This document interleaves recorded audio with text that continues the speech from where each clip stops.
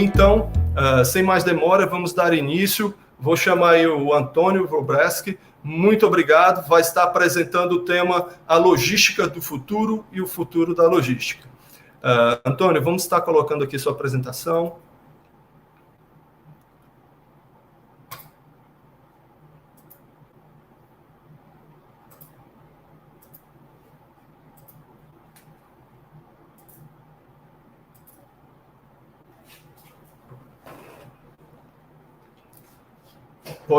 Antônio, seu microfone está no mudo, Antônio. Pronto. Bom, pessoal, boa tarde. Como disse o Demontier, a ideia é um pouco, eu faço a introdução da temática principal nossa, e é interessante, hoje em dia nós estamos pensando muito do que é a logística do futuro e qual é o futuro da logística.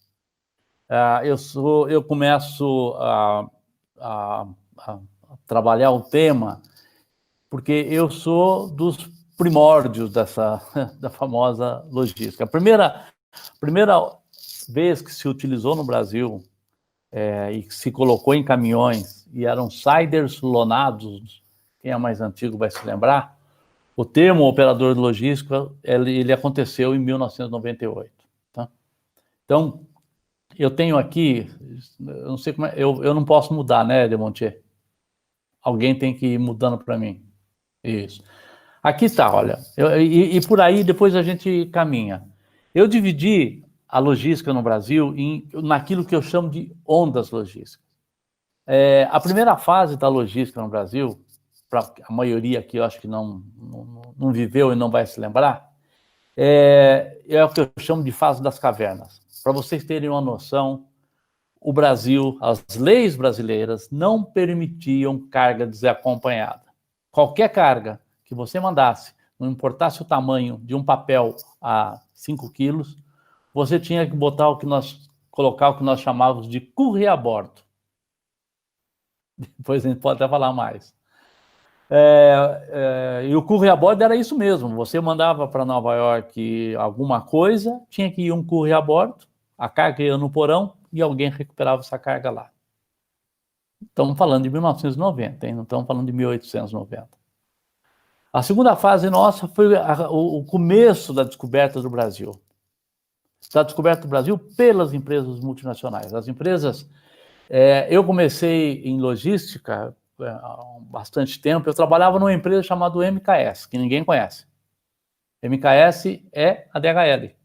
Só que não podia usar a DHL no Brasil, porque nos permitia multinacionais, e a gente usava a MKS. Depois, essa fase foi a fase que a Federal Express, DHL, UPS começaram a aportar operações no Brasil. A terceira fase é a fase que começou nesse Brasil a consolidação. As empresas começaram a comprar, começaram a se fundir, porque descobriram que eram elas muito pequenas, o Brasil muito grande, a logística estava crescendo, então eles tinham que fazer acertos para poder acompanhar o crescimento.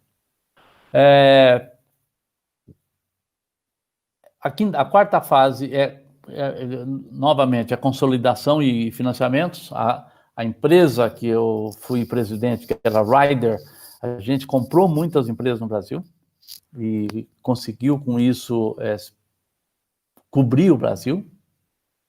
A quinta fase é a fase Ibovespa, que as empresas, vocês já conhecem, a Tegma, a JSL, descobriram o Ibovespa, começaram a colocar ações no mercado. Parece bobagem, mas isso começou a acontecer em 2015. E a sexta fase é a fase que nós estamos entrando. Eu chamo de fase de e-commerce ou a fase de digitalização. Tem aí um fator interessante. A pandemia, o Covid-19, ele, para mim, foi um acelerador. Nós sempre estamos acostumados a ouvir de aceleradores de empresa, acelerador disso. O Covid foi o acelerador do processo de digitalização no Brasil. Algumas empresas estavam já pensando, trabalhando no processo de digitalização, mas muitas empresas, de repente, começaram a se ver sozinhas. Então, a pandemia foi o nosso grande acelerador do processo de digitalização, que a gente vai falar com todos aqui com mais propriedade. Tá? Evidentemente que essas ondas logísticas do Brasil, essa é uma vivência pessoal, eu posso dizer que é quase que uma tese de vida. Eu vivi cada uma delas, em cada momento de cada uma delas eu estava nesse mercado, e acho que nós temos um desafio monstruoso. A gente, enquanto tudo isso acontecia, o Brasil, de 90 até hoje, nunca investiu mais que 1% do PIB em infraestrutura logística. A gente vem ouvindo isso faz tempo, a gente está ouvindo de novo um discurso, e eu acredito no ministro, eu acredito literalmente no ministro Tarcísio, acho que ele tem uma excelente, boas intenções, mas eu também venho ouvindo essa história desde 90.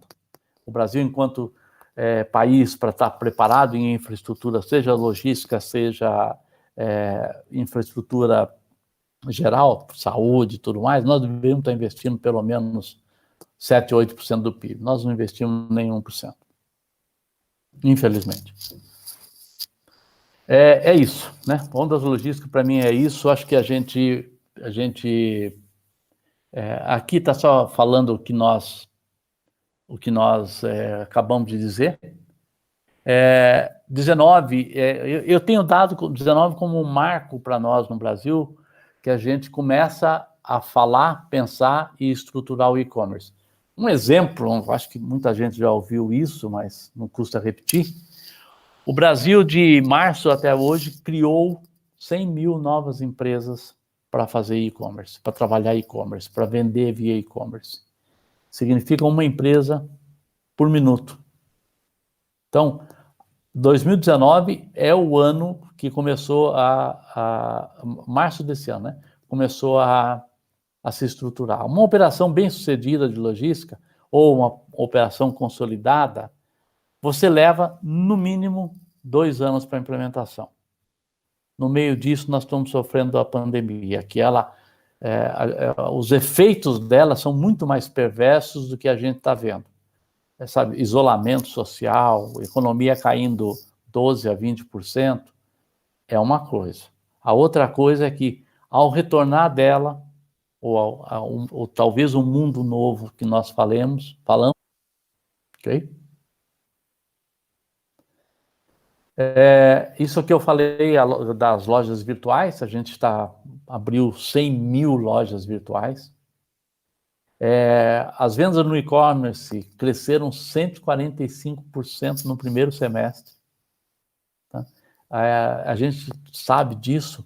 As vendas online, elas dobram de tamanho todo ano, crescem 2 dígitos. Só o comércio online de alimentos deve chegar a 1 bilhão de receita, só de alimentos. Aí você começa a ver gente despontando, o Amazon todo mundo conhece, Magazine Luiza, né? Por que a Magalu comprou um site, comprou uma empresa de tecnologia e startup de dados? Né?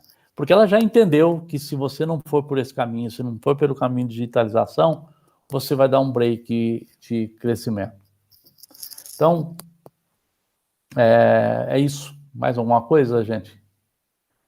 E a pandemia, como eu falei, a pandemia criou uma disrupção tecnológica na logística fabulosa. Eu posso dizer, gente, e ela trouxe a urgência do uso da tecnologia e do uso de dados. O Pedro está aí, depois ele pode corroborar comigo. A grande maioria das empresas de logística de última milha no Brasil estão usando de Uber. Eu tenho um conhecido que fala, se passar uma charrete na frente, que tem um espaço, o cara vai chamar para fazer entregas. Nós não temos transporte suficiente, nós não temos a cultura suficiente, e a gente está usando de tudo para poder fazer as entregas. Então, essa é uma realidade. Aquele produto que chega na tua casa, se você soubesse, na verdade, o que tem por trás disso, um esforço monstruoso, até um esforço de sobrevivência das empresas. Mas está se usando de tudo um pouco. Ok? Então, volto a te dizer, qual é o futuro da logística? Bom, eu sou do tempo que o planejamento de longo prazo eram 10 anos, hoje o planejamento de longo prazo são 2 anos. Hoje você tem que investir em tecnologia para análise de dados, porque se você não estiver conseguindo analisar os dados que você tem em mãos, você não consegue ter decisão. E o dado mais importante que eu falo que é ter empresa em mãos, que é você poder olhar e falar o que aconteceu ontem e o que pode acontecer nos próximos 2 dias, 6 meses com a sua empresa. Isso, para mim, é o futuro da logística. Era isso, eu procuro, de introdução, agora tem um pessoal nosso que a gente vai dar continuidade. Estou à disposição para outras perguntas, Montier. Ok, muito obrigado, Antônio. Excelente apresentação.